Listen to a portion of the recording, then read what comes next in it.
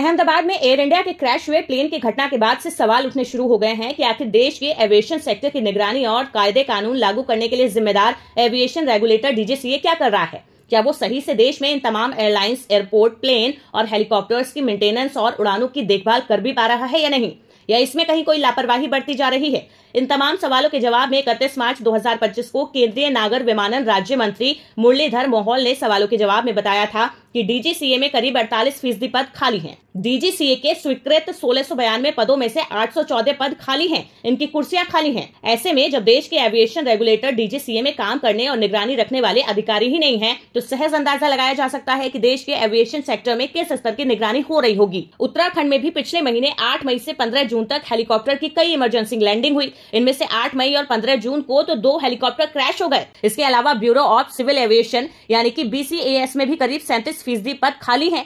BCAS के स्वीकृत 598 पदों में से 224 खाली हैं। एयरपोर्ट अथॉरिटी ऑफ इंडिया यानी कि एएआई में भी 37% पद खाली हैं। एएआई में 9,502 पदों में से 37% पर अधिकारी ही नहीं हैं। अब देखना होगा इन हादसों के बाद क्या मंत्रालय की नींद खुलती है और वो इन खाली पदों पर विचार करते हैं।